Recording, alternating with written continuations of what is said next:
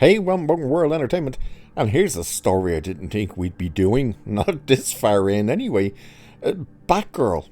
Yeah, there's an update to Batgirl. Not that it's getting released or anything, but that it was possibly more completed than we were being led on to believe. Now, I don't quite buy this fully. The person who says it worked on it, apparently. It's just the fact that it's like, what they're claiming doesn't quite make all that much sense from what we've heard from people, including the directors. Now, what we do know is that there was only meant to be like 2 weeks left of filming on this before they pulled the plug. We also know that for some reason a lot of people still talk that Michael Keaton and Batman was going to be this major part in the movie, and everything I've heard and seen from the directors indicate that he was going to be in the movie for less than 10 minutes. That there was literally 5 scenes with him, and they were all pretty much reused scenes that were done in Batman Returns. Again, that's what the directors said. You can probably still find that interview where they even said like, oh, we absolutely love Batman Returns. It's our favorite Batman movie. And to have Michael Keaton work with him, we were just kind of filming scenes with him and realized we were just remaking scenes from Batman Returns, including the ball scene where he meets Michelle Pfeiffer and they realize they're Batman and Catwoman and all that before Penguin shows up. They even pretty much reshot that scene. Just different, obviously, but it was the same style of scene they were saying. So let's have a look at this. And for some reason, they're desperate for someone to leak this thing, which is insane. But let's have a look anyway. So Warner Brothers Discovery boss David Zaslav's decision to shelve the HBO Max Batgirl movie when it was already so deep into post-production was one of the biggest news stories of 2022 and was met with a significant amount of backlash from every corner of the industry. The project was scrapped as a tax write-off, with reports doing the rounds at the time that Barbara Gordon's first solo outing simply wasn't very good. DC Studios co-CEO Peter Safran would later suggest that Batgirl may have been even more of a mess than we'd been led to believe. This is what he said at the time. I saw the movie and there are a lot of incredibly talented people in front and behind the camera on that film, but the film was not releasable. And it happens sometimes, but that film was not releasable.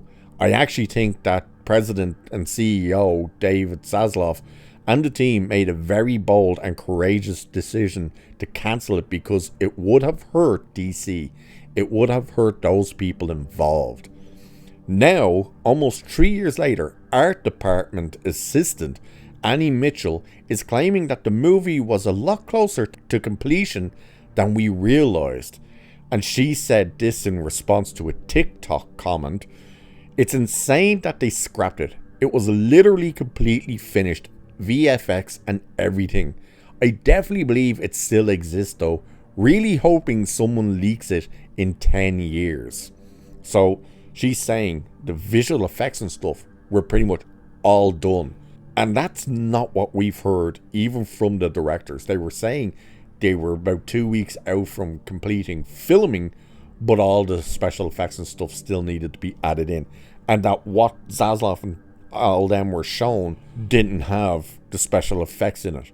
They had bits here and there, but they didn't have the main stuff. So where this art assistant is getting this from, I don't know. But it says here, while some version of the movie might still exist somewhere in Warner Brothers vaults, the chances of it ever seeing the light of day are pretty slim at this stage, unless it does get leaked.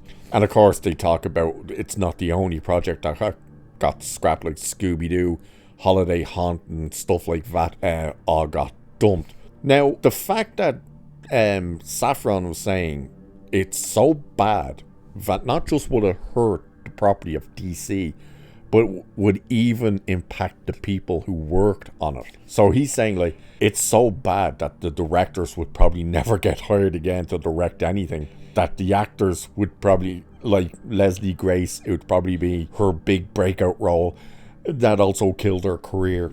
And of course, Brendan Fraser was going to be in there, and it was like it would probably kill his comeback as well.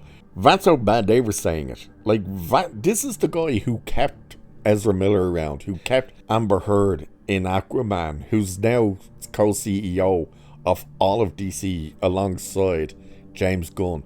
And even he's saying, like, this dude has made some terrible decisions before he started working with Gunn.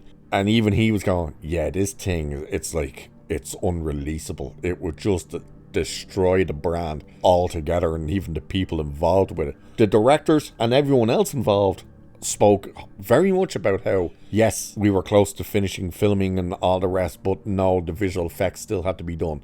Even when they said they tried to take the copy that Warner Brothers had. Remember that? They said they were literally trying to steal the copy of that movie, and even then they said, we would have leaked it, but you would have had to understood it didn't have any of the special effects on it, because we didn't get that far. So again, if they're all saying, no, it wasn't that complete. Filming was almost complete, but everything else, like the special effects, the editing, all that stuff, was nowhere near complete. For this random art department assistant to come out now, 3 years later, and go, oh no, the visual effects and everything was finished. How the hell would she know?